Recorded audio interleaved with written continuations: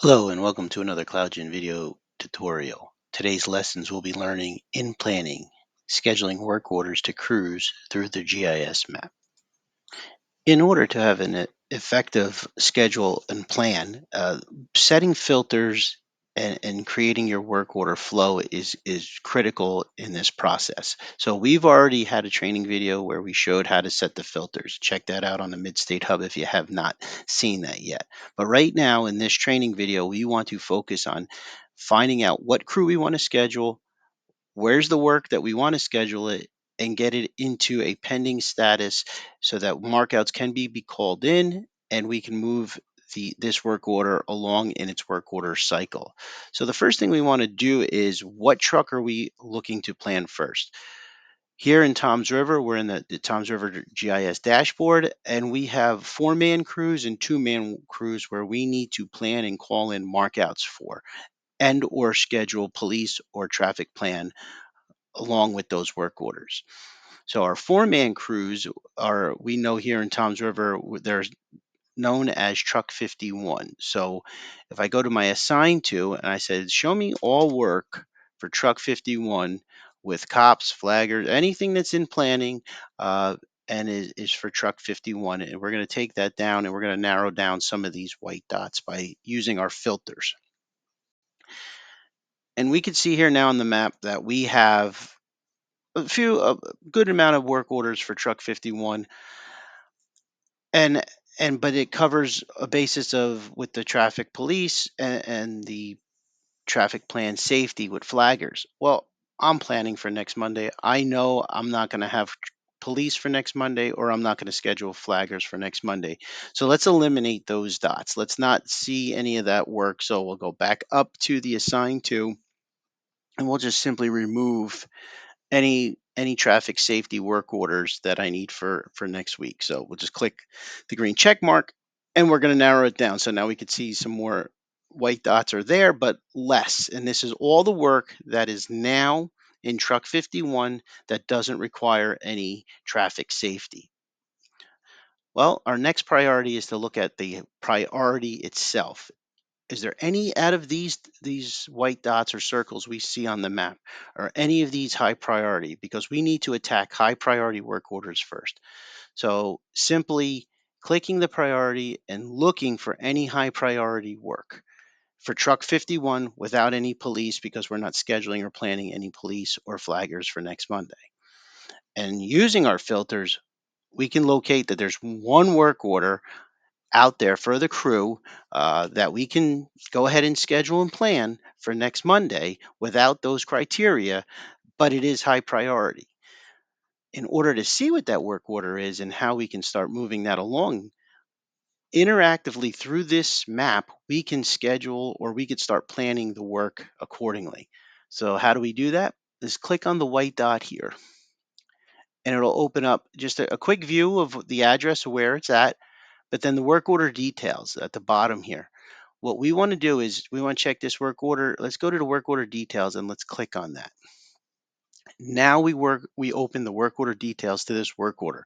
We can do multiple actions within this step right here. The first action we want to do is actually go to the edit button at the top here in this toolbar. So let's go ahead and click edit.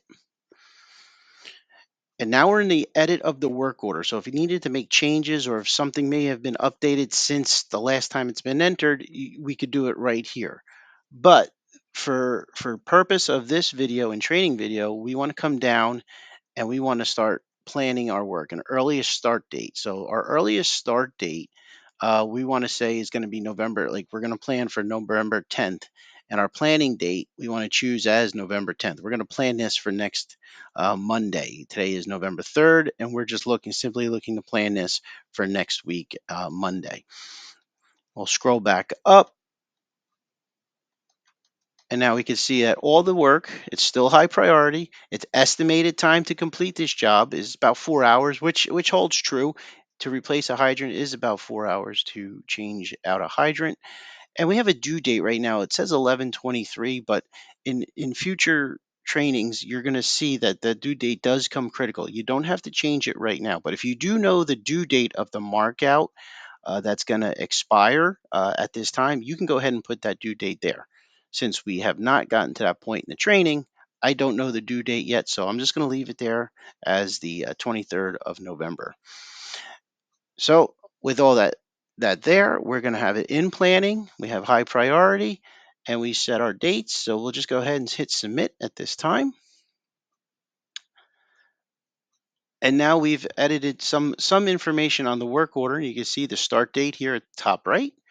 The due date yet we have not changed yet, but the planning date is the 10th. And just more of our information here, the dates it was created.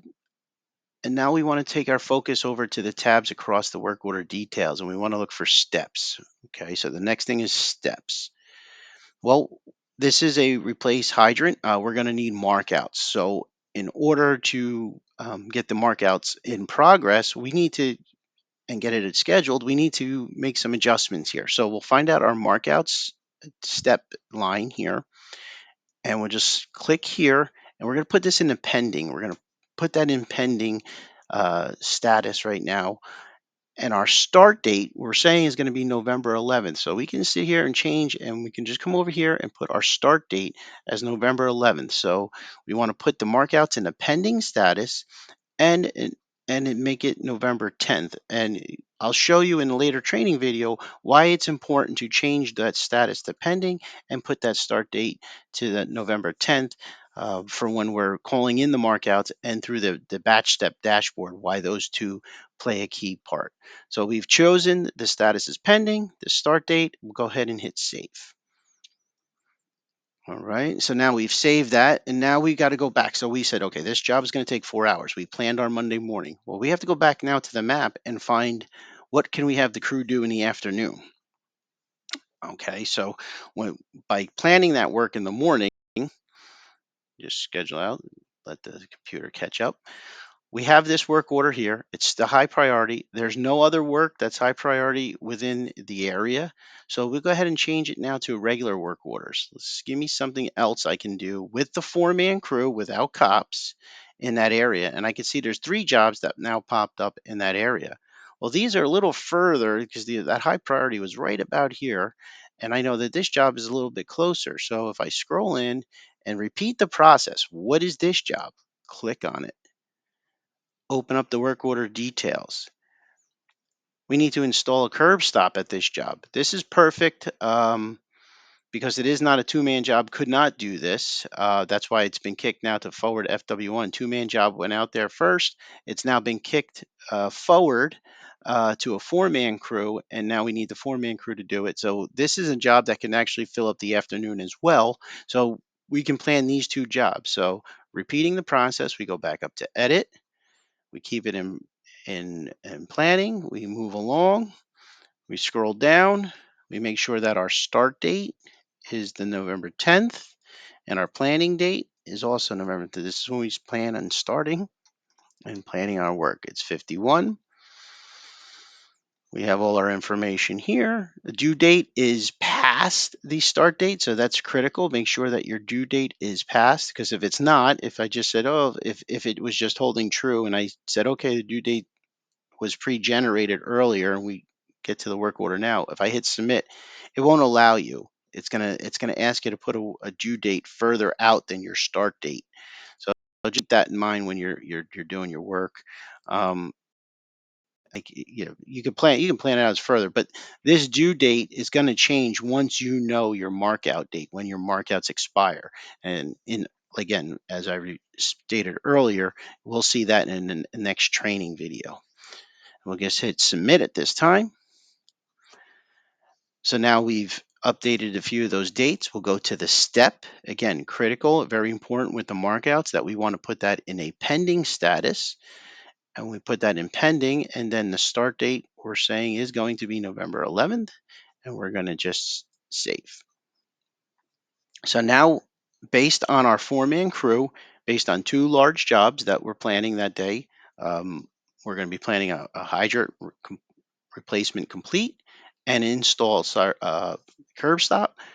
That's going to take about 4 hours in the morning, hours in the afternoon. So 2 jobs in a geographical area that was very close in proximity.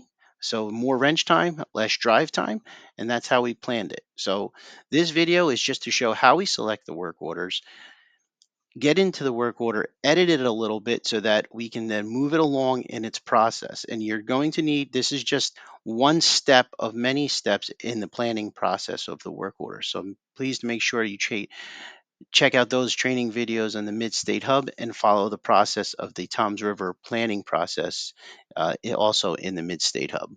I hope this video met your needs in learning on how to schedule and plan that work for a crew. Thank you.